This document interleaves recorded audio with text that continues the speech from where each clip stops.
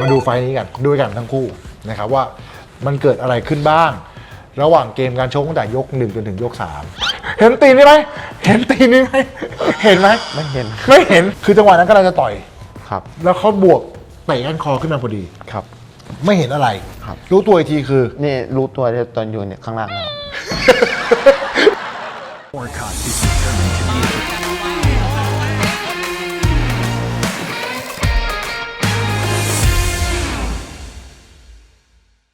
ดกล้องดีค่ะพี่ โอเคพร้อมยัง พร้อมแล้วค่ะ5 4 3 2แอคชั่น สวัสดีครับขอต้อนรับเข้าสู่ยินดีแม็กอย่าเพิ่งไหว้อย่าเพิ่งไหว้อย่าเพิ่งไหว้อย่าเพิ่งไหว้ไหว้ก่อนเดี๋ยวค่อยเปิดมึงอย่าเพิ่งไหว้เห็นป่ะครับ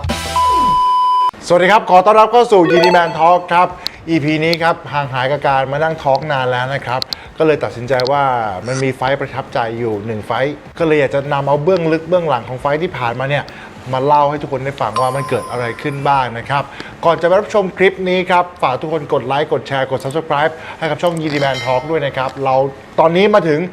120,000 กว่าซับแล้ว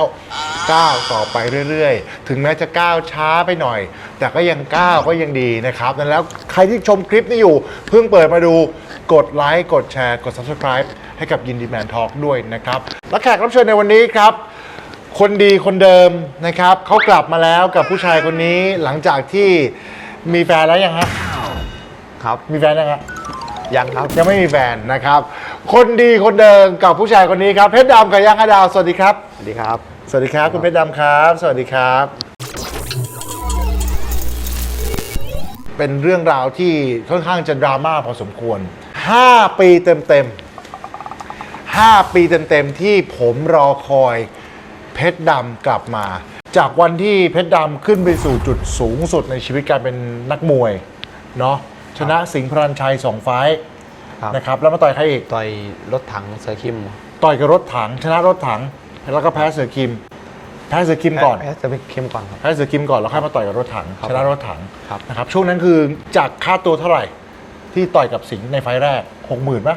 ครับ 60,000เนาะครับผมมาถึงค่าตัวสูงสุดคือเท่าไหร่140,000-150,000ครับต่อไฟต์ครับจากที่มาอยู่พิชิตดีไฟต์แรกค่าตัว 9,000 ครับ 9,000 บาทนะครับใช้ระยะเวลากี่ปีจากค่าตัว 9,000 บาทขึ้นมาสู่ 150,000 บาทใช้เวลาประมาณ3 ปีครับ3 ปีครับไต่เต้าขึ้นมาครับผมนะครับจาก 9,000 บาทค่อยๆขยับขึ้นมาจนมาถึง 150,000 คือสูงสุดในชีวิตแล้วครับนะครับที่ต่อยในเมืองไทยนะที่ต่อยเมืองไทยนะครับผม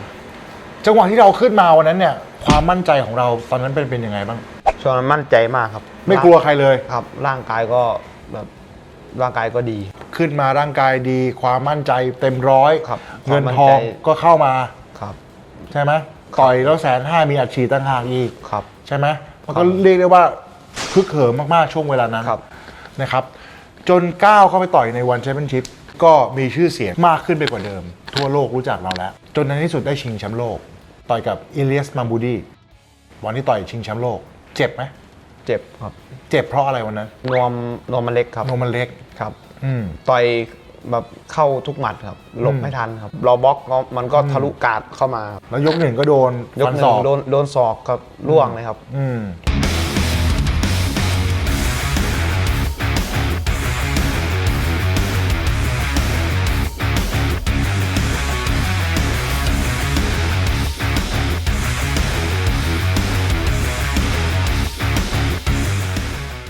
จบจากไฟท์อิเลียส มัมบูดีนะครับก็ได้มีโอกาสป้องกันแชมป์โลกครั้งแรกนะครับที่ Impact เมืองทองธานีกับเอ็นนาฮาชิครับผมมั่นใจไหมก่อนชกมั่นใจครับว่ายังไงก็เอาอยู่ว่ายังไงก็น่าจะชนะได้ครับน่าจะชนะได้ก็ดูจากเทปดูจากอะไรก็ไม่ได้แข็งมากครับผมแล้ววันนั้นเกิดอะไรขึ้นก็โดนหมัดครับรู้เลยนะกูก็เห็นมึงโดนหมัดกูรู้ว่าโดนหมัดวิธีการชกของเราในวันนั้นคืออะไรที่เราไปต่อยกับเอ็นนาฮาชิคิดว่ายังติดสไตล์แบบยังยืนเป็นเหมือนมวยไทยมากไปครับคือเราประมาทครับประมาทไหมก็ ประมาทครับ อืม ประมาทมีส่วนครับ ผมเองก็ประมาท อันนี้ก็ยอมรับตรงๆว่าประมาท เพราะว่าไฟล์นั้นเนี่ย ผมเป็นคนสั่งให้เขาเองบอกว่าให้ต่อยแบบชนะแบบให้ประทับใจ ครับ ใช่ไหมต่อยให้เปิดเกม อย่าถอย ครับ เปิดเกมออกอาวุธ ขาเหยียบไปถึงพื้นเนี่ยมันยังไม่ถึงสักที ทำไมว่าเป็นไงขาเป็นยังไงไหนบอกดิ เหยียบธรรมดาก็เหยียบถึงนะ อ่า แต่ว่าถ้า พอเวลาเมา ตอน แล้ว เมาเลยเหยียบไม่ถึงสักที อ๋อ ครับ มันเคว้งไปหมดเลย ครับ เรียกว่า เหมือน ประสาทการทรงตัวเรามีปัญหาแล้ว ครับมันเป็นหลุมเป็นอะไรลงไปอย่างเงี้ยครับ ซึ่งถ้าจริงๆวันนั้นเนี่ยค่อยๆต่อยไป โอกาสชนะก็มีมากกว่านั้น นั่งรถไปยังซึมๆเลยครับ มันเหมือนกับฟ้าถล่มนะครับ วันนั้นนะ จากจุดสูงสุด แล้วมันก็ไม่ได้คิดไม่ได้เตรียมใจไว้ก่อนว่าจะแพ้ พอจบจากไฟล์นั้นเสร็จนะครับ ไฟล์ที่เราเสียแชมป์โลกกับอิเลียสเอนาฮาชิ ครับ นะครับ เป็นยังไงบ้างครับ ความรู้สึกตอนนั้น ไม่ค่อยมั่นใจครับ ไม่ค่อยมั่นใจ ครับ กลัว กลัวอะไรวะตอนนั้นคือกลัวอะไรอยากรู้ กลัวเมากลัวโดนหมัดแล้วเมาอย่างเงี้ยครับ คือมันเจ็บ กลัวแพ้ พอมันเจ็บแล้วมันแหยงใช่ไหมแหยงใช่ไหม ครับครับ มันก็แหยง แหยงก็มีส่วนครับ อืม แล้วก็กลัวแพ้ด้วยครับ กลัวแพ้ ครับ คือไม่อยากแพ้แล้ว ครับ จะเข้าไปก็กลัวเสียเปรียบกลัวแพ้อย่างเงี้ยครับ อืม ไม่กล้าบวกกล้าแหลก อืม กลัวโดนแล้วกลัวไปบวกแล้วเมาเหมือนเดิม คือก่อนหนั้นน่ะก่อนที่จะต่อยกับอีเลียสเนี่ย เคยแพ้น็อกมาก่อนไหม ไม่เคยครับ ไม่เคยเลยเหรอ ไม่ แพ้แบบแพ้น็อกนับ10เนี่ยไม่เคยเลย อาจจะโดนนับเคยโดนนับไหม เคยโดนนับเคยครับ แต่ว่าไม่เคยแพ้น็อก ไม่เคยครับ เป็นไฟล์แรกที่ทั้งโดนนับ ทั้งโดนยำทั้งเมาแล้วก็แพ้น็อกด้วย ใช่ครับ คือเจ็บตัวที่สุด ครับ ถูกไหม ที่ตอนชิงแชมป์อะครับ เจ็บอันนั้นเจ็บจริงครับ อ๋อมามูดี้ ครับ อันนั้นคือเจ็บกว่า ครับเจ็บ แต่ กว่า ทนได้ ครับ แต่ทนได้มันไม่เมาครับ ไม่เมา ครับ มันยังมีสติ คือมันเจ็บคือมันหน้าเนอร์มันไปหมดหน้าเหมือนกอลัมน์อ่ะตอนนั้นรู้จักกอลัมน์ไหมฮะ ผมเองก็พยายามบีบกระตุ้นกดดันเพื่ออยากให้เขากลับมาเร็วที่สุด แต่ด้วยเพชรดำไม่ได้เติบโตในเส้นทางสายนักมวยเนี่ยเหมือนกับนักมวยคนอื่นๆ ถ้าเขาเป็นต้นไม้ก็คือผมใส่ปุ๋ยเร่งรดน้ำเร่งให้โต ไม่ได้โตแบบธรรมชาติเหมือนนักมวยคนอื่นๆเขาที่เขาต่อยต่างจังหวัดที100 ไฟต์200 ไฟต์จนกว่าจะดัง แต่นี่ต่อยกี่ครั้งเองกว่าจะขึ้นมาไม่กี่ไฟต์ 50-60 ครั้งครับ 50-60 ครั้ง ก็คือหายไปครึ่งหนึ่งแล้ว การถูกบ่มการถูกเร่งให้โตเร็วกว่าปกติ มันทำให้ประสบการณ์ การทนทานหรือว่าสภาพจิตใจ มันไม่ได้เหมือนกับนักมวยทั่วๆไป อย่างรถถังเนี่ยกว่าจะขึ้นมาระดับนี้ได้ต่อย300-400 ไฟต์เป็นอย่างต่ำนะครับ เสือคิมพวกเนี้ยต่อยหลายร้อยไฟต์กว่าจะขึ้นมาเป็นเงินแสน แต่ว่าเพชรดำ50 ไฟต์เป็นเงินแสนแล้วนั้นเนี่ยพอคนมันเคยประสบความสำเร็จสูงๆ อันนี้คือสิ่งที่กูมองนะ ก็เลยทำให้พอผิดหวังคือผิดหวังแบบหนักหนาสาหัสมากใช่ไหมคือรับสภาพตัวเองไม่ได้ป่ะตอนนั้น ผมก็คิดว่า เคยทำได้แล้ว อืม แล้วมันคิดได้แต่มันทำไม่ได้ครับ อืม ก็ผิดหวังครับ ท้อเคยคิดอยากเลิกมวยไหม เคยแต่มันแป๊บๆมาแบบไม่ได้คิดว่าจะเลิกจริงจังเนี่ยครับ คือเบื่อท้อ เบื่อแบบดรา เบื่ออะไรวะเบื่ออะไรดราม่าอะไรเช่น มันมีแต่แข้งซ้ายอะไร ไม่มีอาวุธอะไรเลย ครับ ไม่มีอะไรเลย ไม่เก่ง ครับไม่เก่ง ดังได้ไง ดังได้ไงเต้นเก่งแต่เต้นอะไร เก่งแต่เต้น ครับ ดังได้ไง พอโดนฝรั่งก็โดนหมัดฝรั่งน็อกอะไร เสียใจไหมเวลาอ่านคอมเมนต์นี้ เสียใจ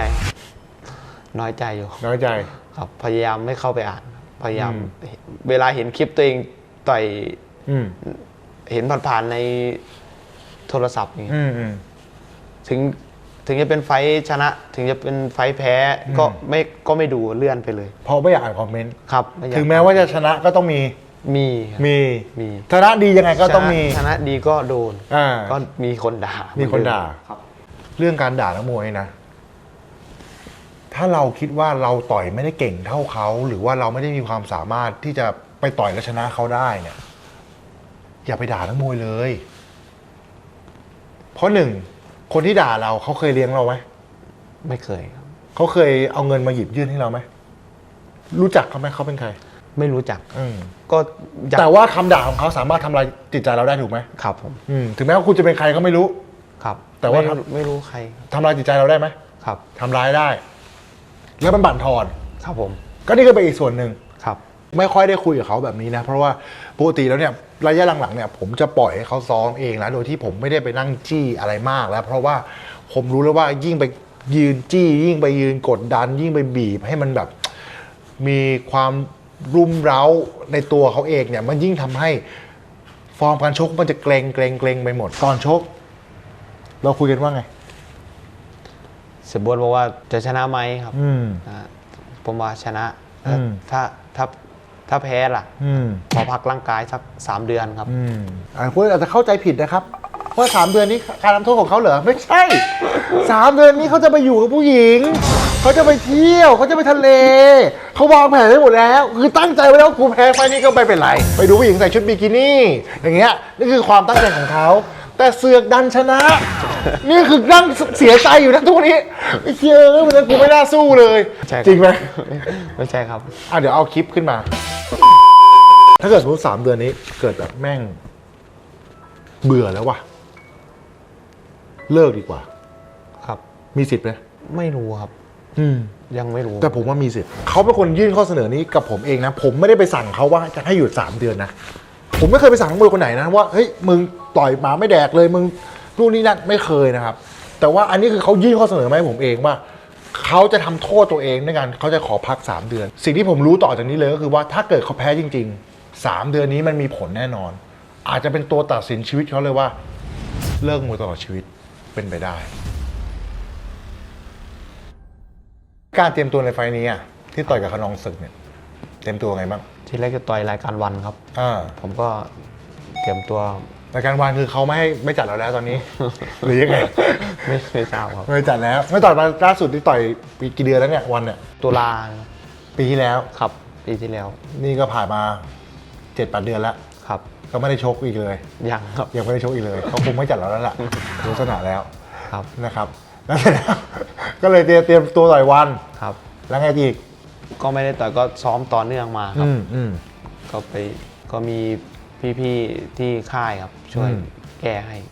แก้อะไรวะ แก้ลูกเตะขาครับ ซ้อมมากี่เดือนจนถึงต่อยกับขนองศึกเนี่ย เดือนหนึ่งครับ เดือนเต็ม ครับ ๆตอนแรกจะขึ้นกับฤทธิเดชแล้วเปลี่ยนคู่ไปเป็นขนองศึก ครับผม ใช่ไหมครับ ครับ ซึ่งยากกว่าเดิม ครับ เพราะว่าฤทธิเดชเองก็ยังไม่ถึงกับขนองศึกเนาะ ครับ ถึงตอนนี้มาดูไฟล์นี้กันด้วยกันทั้งคู่นะครับว่ามันเกิดอะไรขึ้นบ้าง ระหว่างเกมการชกตั้งแต่ยก 1 จนถึงยก ครับ 3นะครับเกมการชกมันเกิดอะไรขึ้น ความรู้สึกแต่ละดอกแต่ละทีมันเกิดอะไรขึ้นบ้าง ครับ นะมาพร้อมยัง ครับ เริ่ม นี่ครับนี่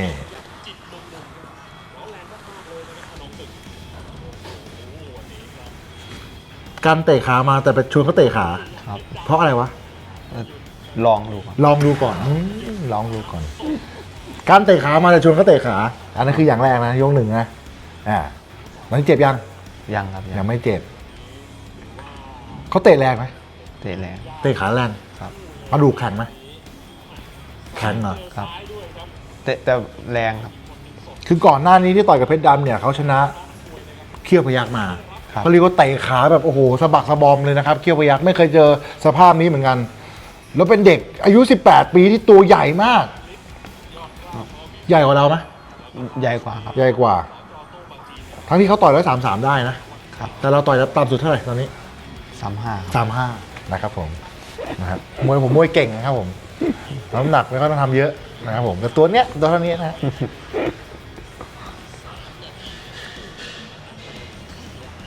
ยก 1ก็ยังชิงจังหวะกันอยู่ ครับ นะพยายามชิงจังหวะหาจังหวะกันอยู่ ครับ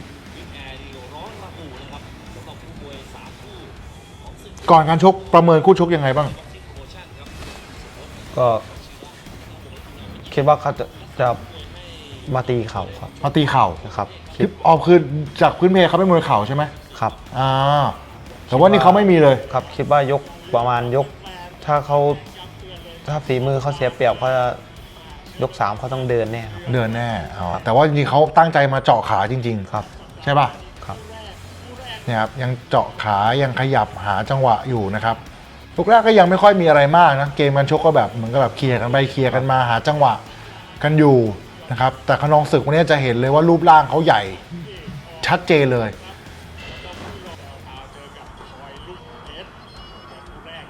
อุ้ยเต็มเลยดอกนี้ ครับ เตะซ้ายแรงไหม เตะแรง เตะแรงนะครับ จริงๆมวยซ้ายกับมวยซ้ายมันจะเตะกันยากนิดนึง ครับ ใช่ป่ะมันต่างกับมวยขวาใช่ไหม ครับ ยังไงมันต่างกันยังไงมวยซ้ายกับมวยขวา มันจะยืน ทางเดียวกัน ครับ อืม ไม่แบบใครเร็วคนนั้นได้เปรียบ นี่ยกสองแล้วนะครับยกสองแล้วนะครับยกสองแล้วยกสองแล้ว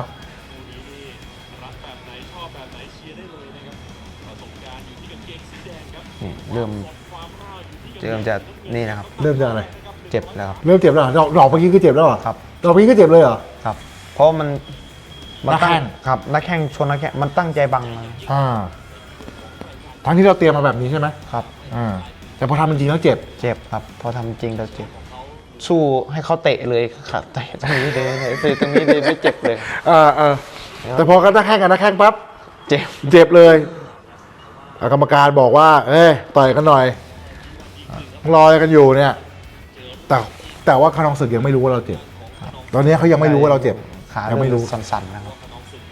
ขาขวาใช่ไหม ครับ เริ่มสั่นแล้ว ปล่อยให้เตะเลยไม่ค่อยเจ็บเท่าไหร่ครับ อุ้ยขาอีกแล้วนี่เจ็บยังเจ็บอีก ครับนี่เจ็บเลยเจ็บแล้วครับ ผ่านไปแค่1 นาทีนะครับของยกที่ 2 คือเจ็บขาแล้วนะครับ ซึ่งคนดูก็ยังไม่รู้นะครับ คนดูก็ยังไม่รู้ แล้วเขาก็ย้ำแต่ที่เดิมเลยนะครับ ใช่ป่ะเอาละ คิดว่าเขาเตะโดนนักแข่งเตะ เตะไม่เข้าแล้วเขาจะไม่เตะครับ เขาก็เลยเตะมา ยังซ้ำอยู่ที่เดิม เด็กมันดื้อนะแล้วตอนนี้คิดอะไรอยู่แล้ว ตอนนี้พอเจ็บปั๊บเราคิดจะเปลี่ยนเกมยัง คิดนะครับ คิดว่า คิดว่า ในเริ่มมีอาการแล้ว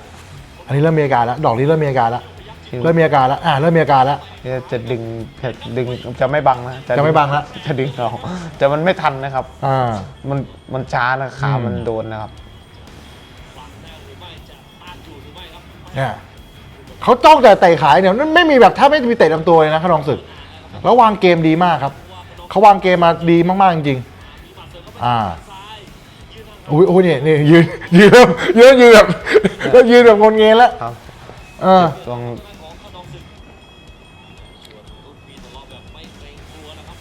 ตอนนี้คือเจ็บมากแล้วใช่ไหม เจ็บนะครับ นี่ครับ อ่า มันบังนักแข่ง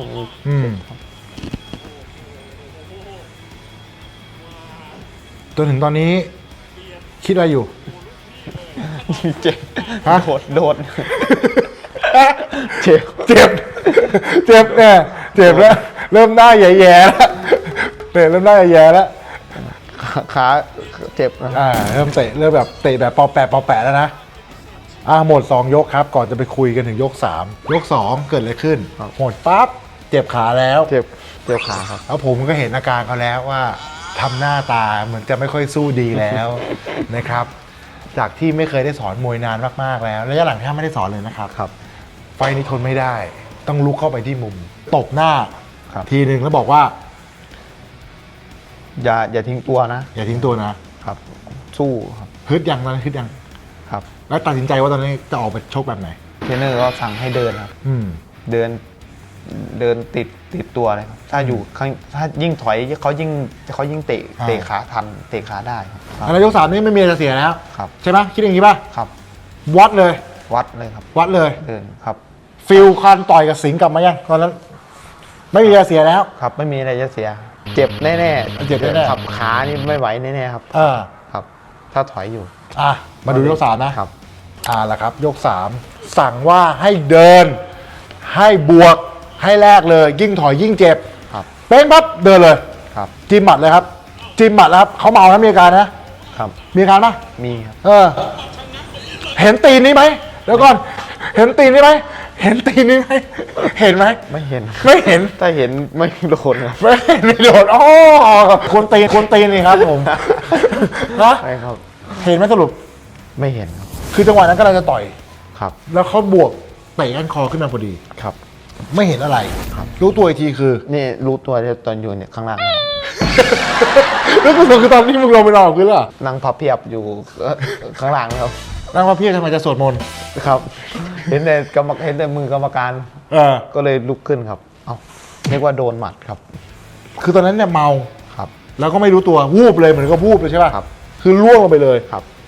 แล้วเสร็จแล้วก็คือเห็นมือกรรมการนับอยู่ ครับ ใช่ไหม ครับ จังหวะเนี้ยมาดูเทปนะครับ ถ้าย้อนแล้วย้อนอีกย้อนแล้วย้อนอีกผมดูประมาณ10 รอบ มันไม่น่าลุก เพราะมันโดนเต็มๆจริงๆกกหูเข้ามาเนี้ยทัดดอกไม้เนี่ยแต่ว่าลุกเพราะสัญชาตญาณ ครับ ถูกไหมเพราะว่าคำที่ครูพูดไปว่า อย่าทิ้งตัว อย่าทิ้งตัว อย่าทิ้งตัวสะกดจิตเลยปั๊บเป็นผล ครับ เพชรดำครับ นี่คือรู้ตัวไหมตอนนี้ อันนี้ เนี่ยพยายามนี่ยังเมาอยู่นะ ครับเมาอยู่เดี๋ยวรู้ตัวแล้วครับเดี๋ยวตอนนี้รู้แล้วครับ สติกลับมายัง ครับ อันนี้เพิ่มมาสัก50-60%แล้วนะครับ เอาละครับ จังหวะนี้เขาก็พยายามจะบวกเราให้ล่วงนะแล้วตอนนั้นคิดอะไรอยู่ นี่จะเอาคืนครับ เอาคืนแล้วอันนี้เอาคืนแล้ว อันนี้ยังเมาอยู่ เมาไหม เมาอยู่แล้วยังไม่ฟื้น เริ่มดีขึ้นยัง เริ่มดีขึ้นครับ เริ่มดีขึ้น เริ่มดีขึ้นครับ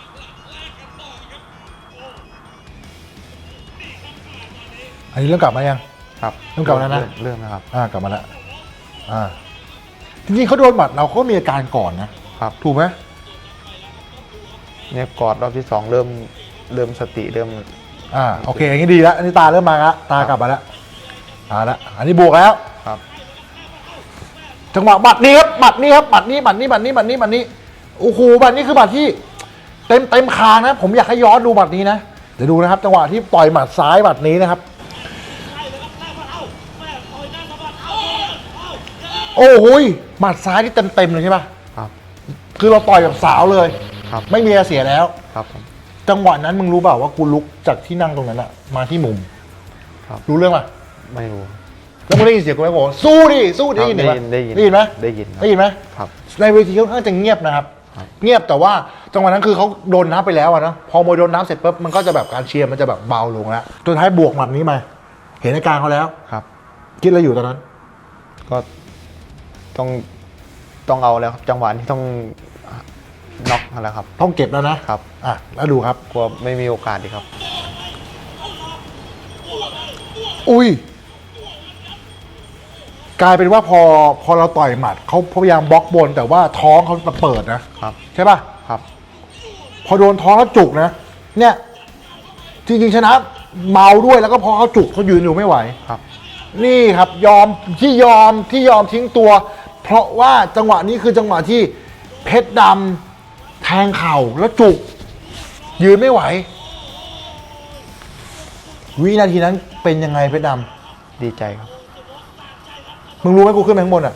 รู้ครับ รู้ตัวอยู่นะครับ แต่ว่าก็ยังไม่100%ใช่ไหมก็ยังเมาอยู่นะ เมาอยู่ครับ ทุกอย่างมันคือแบบทำด้วยสัญชาตญาณล้วน ครับ ๆถูกไหม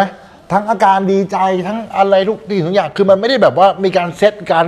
เตรียมอะไรไว้ก่อน ไม่ปล่อยไปเลย เพราะว่าตอนที่ลุกขึ้นมาก็คือสัญชาตญาณ ครับ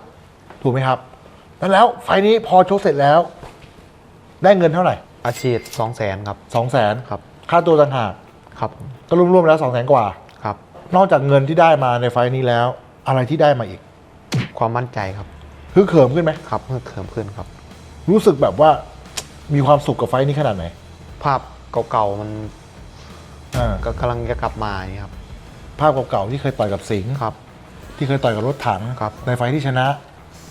มันเริ่มกลับมาแล้ว ครับ มันเหมือนก็เป็นเชื้อไฟให้เราได้แบบ คิดจะสู้อีกสักตั้งหนึ่ง ครับ ใช่ไหม ครับผม ดีใจแบบที่แบบสมกับที่ตั้งใจซ้อมไป ครับ ไฟล์นี้ตั้งใจมากไหม ตั้งใจครับ เพราะอะไรถึงตั้งใจไฟล์นี้ แบบแพ้ฟุกน้อย ไฟที่แล้วครับ แล้วก็น้องมันเริ่มจนก้าวจน มันชนะคิดว่ามันจนชนะเราได้แล้ว อ่า ครับ เราต้องแบบทำตัวใหม่นะครับ เรามีแต่ถอยลง ครับ เขา ร ขึ้นมาแล้ว เขามีแต่ขึ้น อืม ทำไมเขาแบบทำแบบเขาขยับขึ้นไปได้อย่างเงี้ย อ่าแล้วตัวเราล่ะ ทำไมตัวเราถึงถอยลงอย่างเงี้ย อ่า ก็เลยคิดครับ พยายามถีบตัวเองกลับไปที่เดิมให้ได้ ครับ แล้วก็แบบเห็นใครต่อยก็มีอัดฉีดทุกคนครับ อืม ที่ค่ายพยายามหาฉีดให้เหมือนที่เสียแบงค์บอกครับ อืม พยายามหาฉีดให้ก็เลยแบบตั้งใจครับ อืม ก็เลยแบบที่บอกพัก3 เดือนก็เลยอยากให้เป็นแบบอันนี้ด้วยครับ เวลาแพ้มาจะได้ อืม พักจริง ๆ นะอะไร แล้วพักจริงๆเนี่ยไปเที่ยวกับผู้หญิงจริง ครับ ๆเนี่ยนั่นคือมันก็เป็นการแบบเป็นแรงกระตุ้นว่า ครับ เฮ้ยมันมีบทลงโทษของตัวเองแล้วนะอะไรเงี้ยหลังจากที่ชกเสร็จวันนั้นนะครับ ก็ตั้งสติตัวเองเหมือนกันเพราะว่าผมเองก็ทำทุกอย่างไปตามสัญชาตญาณเช่นเดียวกับที่เพชรดำทำก็รู้ตัวว่าเราแม่งดีใจเกินหน้าเกินตาไปจริง ๆ ผมก็ขอโทษผ่านทาง Facebook เลยว่าผมขอโทษที่ผมลืมตัว เพราะอย่างที่ผมเล่ามาตั้งแต่ต้นคลิปจนถึงตอนนี้ครับว่าเพชรดำเองมัน5 ปีแล้วมันไม่ใช่แค่ไฟต์2 ไฟต์นะครับ5 ปีที่เรารอคอยไฟต์นี้มา ไม่ใช่ไฟท์ที่ต่อยขนองศึกนะ คือไฟท์ที่ได้เห็นเพชรดำคนเดิมกลับมาอีกครั้งหนึ่ง แล้วก็ยอมรับสารภาพด้วยความเป็นจริงว่า ผมคุมตัวเองไม่ได้ที่จะขึ้นไปดีใจกับเพชรดำแล้วก็มีความสุขกับโมเมนต์นั้นที่มันเกิดขึ้น กับสิ่งที่เรารอคอยมา 5 ปีเต็มๆเทียบกับการเป็นโปรโมเตอร์มวยนะครับ การวางตัวการที่เราต้องอยู่ให้เป็นกลาง เพื่อที่จะให้คนในสังคมยอมรับมันไม่สมควรอยู่แล้ว แต่อยากให้มองในมุมว่า ถ้าเกิดคนจะเข้าใจก็คือเข้าใจ ผมเชื่อว่าคนส่วนใหญ่ 90%เขาเข้าใจผม ถ้าเปรียบเทียบเป็นคุณ ผมยิ่งว่าผมคิดว่าคนถ้าแบบหลายๆคนคงจะทำมากกว่านี้ด้วยซ้ำไป มีคอมเมนต์ที่ขึ้นมาบอกว่า เป็นโปรโมเตอร์มวยทำตัวไม่เหมาะสมเลยไม่นู่นนี่ก็น้อมรับครับน้อมรับแล้วก็จะพยายามควบคุมตัวเองให้ดีกว่านี้นะครับ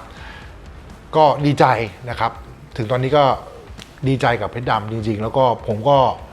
นั่งดูคลิปนี้ย้อนไปย้อนมา แล้วก็รู้สึกดี ความรู้สึกนอกจากเพชรดำเองเขามีไฟในการอยากจะกลับมาชกมวยให้มันดีขึ้น ผมเองก็มีไฟที่อยากจะผลักดันเขาให้มันก้าวกลับไปที่เดิมให้ได้ปีนี้อายุเท่าไหร่ละ 24 ครับ 24 แล้ว มีมีขี้เกียจซ้อมไหมมีแบบอย่างนี้ไหม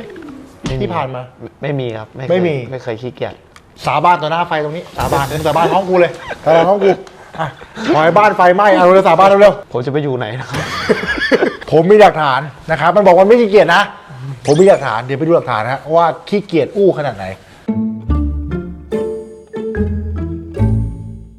มาดูบรรยากาศค่ายมวยพิจิตรดีครับนักมวยครับนักมวยเป็นยังไงครับใส่สนับแข้งครับใส่สนับแข้งสวัสดีครับ สวัสดีครับ ชื่ออะไรครับ ผมชื่อ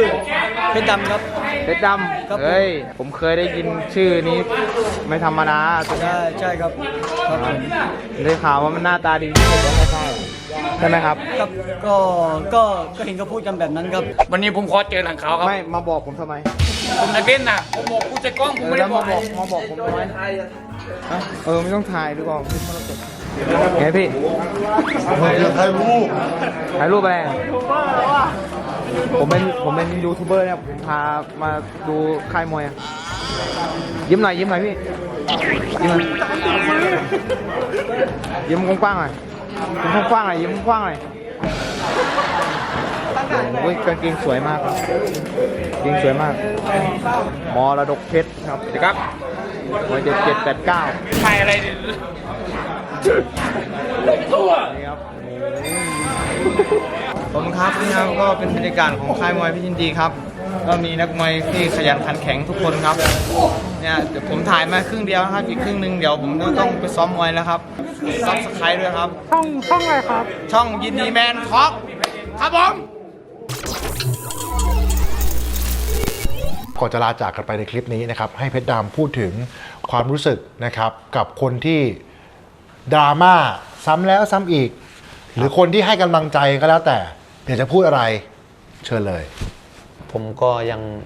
ยืนยันคำเดิมครับว่าผมไม่ใช่นักมวยที่เก่งครับ ไม่ใช่มวยเก่งครับ แต่ที่ผมมาถึงทุกวันนี้ได้ก็เพราะแฟนมวยให้โอกาสครับแฟนมวยเอ็นดูครับแล้วก็แฟนมวยที่เชียร์ช่วยเชียร์ผมครับทำให้ผมมีวันนี้ครับ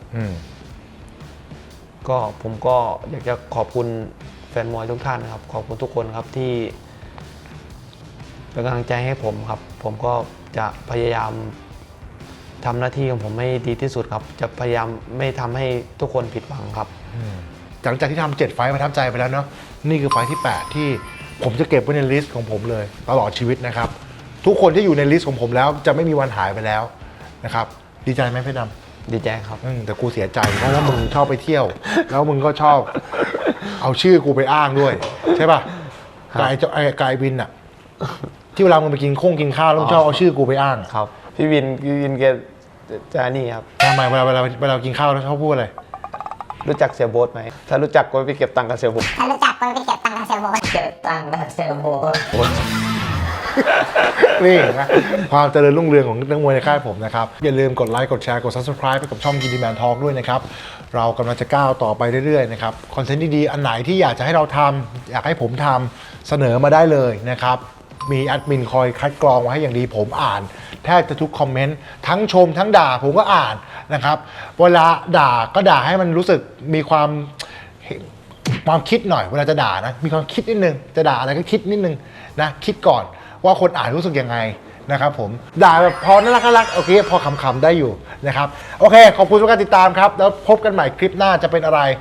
ฝากกันเข้ามาได้เลยวันนี้ลาไปก่อนผมกับเพชรดำนะฮะเดี๋ยวจะพาเพชรดำไปฉลองหน่อยนะครับเห็นชอบอาบน้ำใช่ไหม